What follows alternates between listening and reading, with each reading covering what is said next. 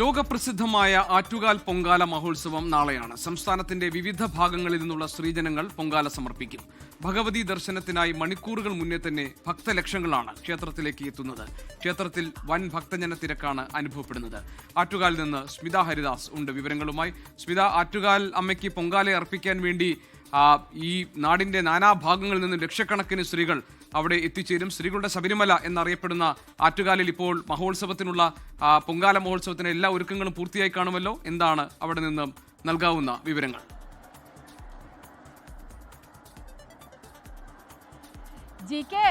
ഒരുക്കങ്ങൾ പൂർത്തിയായി എന്ന് മാത്രമല്ല, ഇവിടെ ഇപ്പോൾ ഈ പരിസരത്ത് നമ്മൾ നിൽക്കുമ്പോൾ സാധാരണ എല്ലാ വർഷവും നമ്മൾ ആറ്റുകാൽ പൊങ്കാല ദിവസം നിൽക്കുമ്പോൾ സാധാരണ ഉണ്ടാകുന്ന ഒരു തിരക്കുണ്ടല്ലോ, അതിനേക്കാളൊക്കെ എത്രയോ മടങ്ങ് തിരക്കാണ് ഇന്ന് ഈ സമയത്ത്.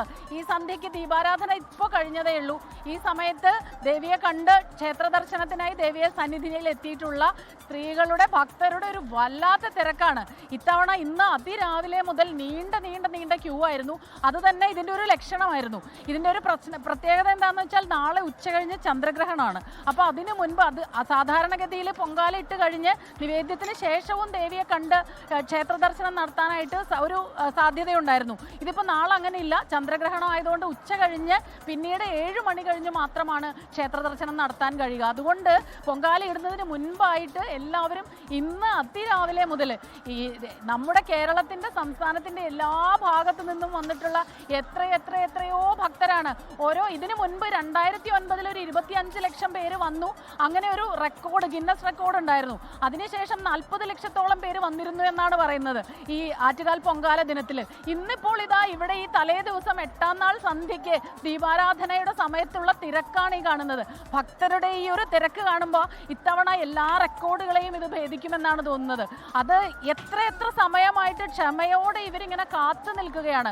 അതിൽ നമുക്ക് നോക്കുമ്പോൾ അറിയാം, വയസ്സായവരുണ്ട്, ചെറുപ്പക്കാരുണ്ട്, കുട്ടികളുണ്ട്, അങ്ങനെ ആബാലവൃദ്ധം ജനങ്ങൾ എന്ന് പറയില്ല, അത്രയും ഭക്തജന തിരക്ക് ഇന്നിവിടെ അനുഭവപ്പെടുന്നുണ്ട്.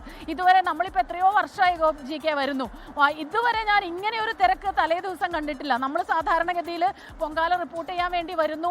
സാധാരണഗതിയിൽ തലേ ദിവസം നമ്മളൊരു ലൈവ് കൊടുക്കാറുള്ളതാണ്. ഇതുപോലൊരു തിരക്ക് ഞാൻ ഇതുവരെ കണ്ടിട്ടില്ല എന്ന് തന്നെ വേണം പറയാനായിട്ട്. ദേവിയുടെ ഓരോ തവണയും സ്ത്രീകളുടെ ഭക്തരുടെ ആ ഒരു തിരക്ക് അവരുടെ ഒരു വിശ്വാസമാണ്. അവരൊരു കാര്യം ആഗ്രഹിച്ചാൽ ദേവീ സന്നിധിയിൽ എത്തി അത് പ്രാർത്ഥിച്ചാൽ അത് നടക്കുമെന്നുള്ളൊരു വിശ്വാസമാണ്.